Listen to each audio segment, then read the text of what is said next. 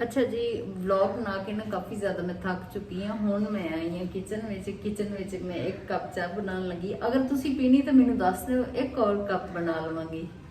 ते ਇਹ वाली पतीली इहदे विच मैं दुध बॉयल करके रखिया सी, इहनू मैं लगा लैनी हाँ जी। दही जमा लैनी क्योंकि मैं लस्सी पीनी होंगी ना, तुहानू दस्सिया लस्सी तो बगैर मैं जी नहीं सकती। तो जी मैं दही जमान लगी हूँ, वो सामने मैं रख देती है। किचन की हालत बड़ी ज़्यादा ख़राब है इस वक्त। किचन मैं बिल्कुल सफाई नहीं कर रही, मैं इतनी थक चुकी है ना। मैं क्या किचन की सफाई बाद लेकिन उस तो पहले की करना है। मैं फिर भी आदत तो मजबूर है, सारी चीज़ां अगे पीछे कर रही हूँ। हालांकि मैं क्या कि मैं सफाई नहीं करने लगी, लेकिन फिर भी मैं अगे पीछे चीज़ां चुक के ना थोड़ा सैट कर रही हूँ। मैं जरा सैट कर ही देनी। ते अच्छा असल में ना जी हाउस वाइफ होंगी ना, वो होंगी आदत तो मजबूर। क्यों उन्होंने बिल्कुल अच्छा नहीं लग रहा होंगे कि मेरा किचन कोई देखे तो हाँ है खराब है, अच्छा नहीं लगता ना। तो हूँ मैं जी पतीली पई ए वाली पतीली, तो मैं दही जमान लगी हूँ। मैं लैके आनी हाँ, वो फ्रिज में दही पई। अच्छा मैं आ रही हूँ। कौन कौन इस तरह करता, थैली भी थोड़ी की जाग मंगाता, कहना हाँ थोड़ी की जाग दे दो, लेकिन 50 रुपए की जाग भी मिलती है अजकल, 100 रुपए की मिलती है। इतने 340 रुपए दही मिलती, इस वास्ते 200 रुपए दुध ते 340 रुपए दही। इस वास्ते मैं क्या जी थोड़ी बचत करके ना कोई होर चीज़ लै लवांगी, इस वास्ते थोड़ी बचत मैं करनी अजकल।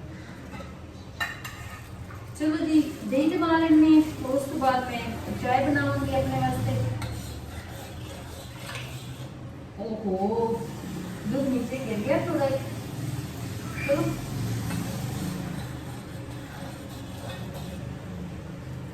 हाँ जी दही जमा दिता है।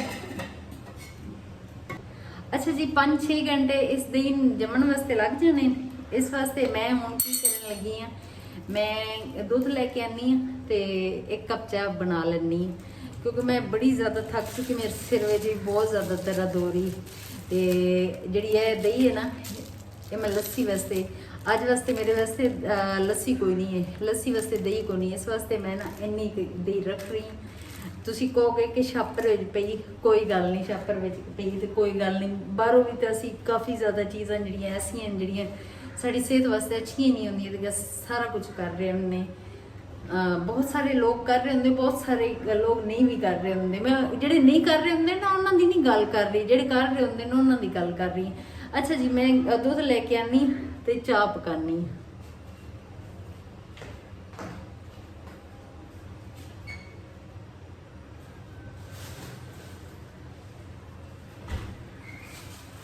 दुध भी छापर विच ही है और एक कप बनाना है, सिर्फ एक कप। तुसी कहोगे तो दूसरा कप बनाऊंगी। कां बेचारे ना इत्थे आए हुए हैं। कप नजर आ रहे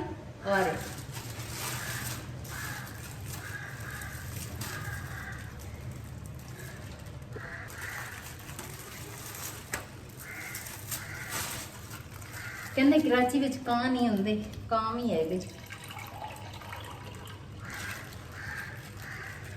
अच्छा जी एक कप और वास्ते तुसी नहीं किया ना, इस वास्ते मैं अपने वास्ते एक और कप वास्ते रख लेनी है। इन्ना कि दुध उतों पानी पानी है, क्योंकि बहुत गाढ़ा दुध है।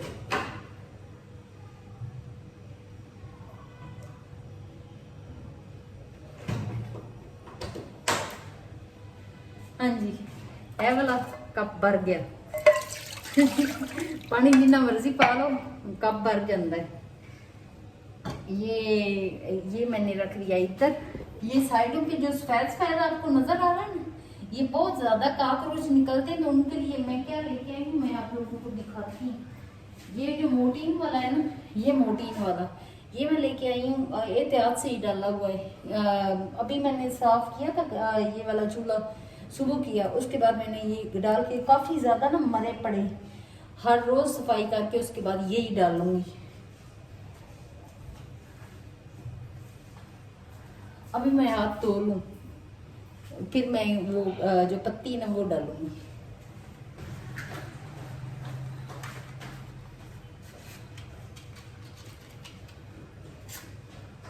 हाँ जी, चूल्हा जला लेने।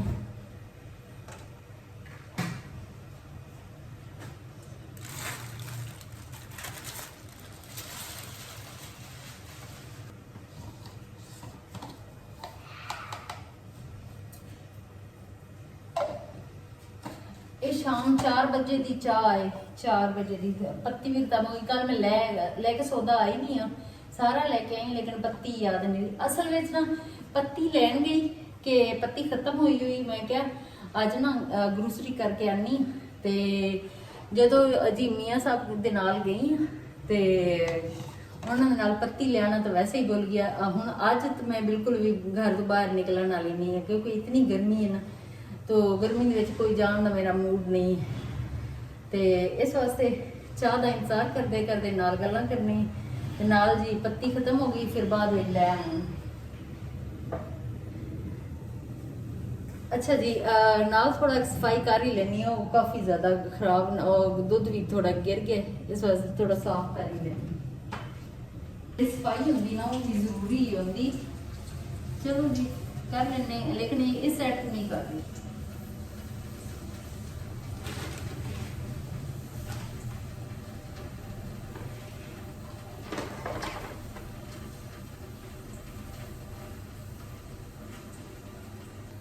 ਤੁਸੀਂ ਕਹਿੰਦੇ ਹੋਗੇ ਕਿ ਇਹ ਜੀ वैसे पाकिस्तानी जुगाड़ है, चाय वाला डब्बा विच चीनी, ते वैसे भी ना फ्रिज में रखा हुआ है। देखो ये देखो, बाहर इतनी ज़्यादा चूंटियाँ आ जाती ना, इनके अंदर चली जाती तो फिर निकालना उनको मुश्किल होता है। तो इसीलिए मैं तो इसको फ्रिज में ही रख देती। मैं कहती चल भाई फ्रिज में चली जा चीनी। कितने चम्मच तुसी पींदे हो जी दसो?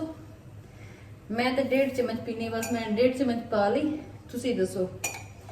अच्छा मैं आजकल ना ड्रामा देख रही होनी है, तो मैं कहनी अच्छा ड्रामा स्टॉप करना मैं, तो ड्रामा करनी अच्छा जरा ठहर जाओ, मैं बाहर ना थोड़ा काम करके आनी है वापस आनी। ये सब कहते एक ही, मैं कहनी यार मैं उन्होंने गल करनी है इस वास्ते।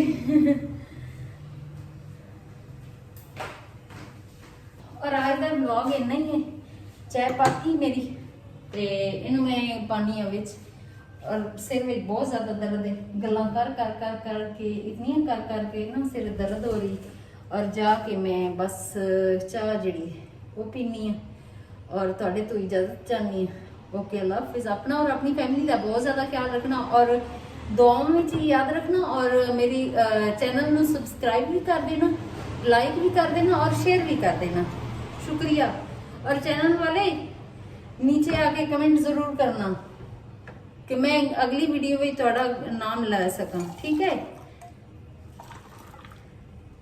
हुण मैं ठान लिया कि मैं थोड़ी हेल्प करनी है, तुसी मेरी करो मैं थोड़ी करनी है। ये देखो भर गया।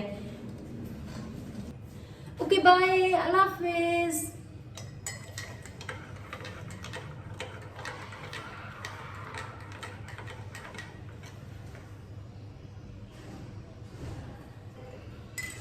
ओके बाय, अल्लाह हाफिज़। मैं जा रही हूँ चाय पीने वास्ते। अल्लाह हाफिज़।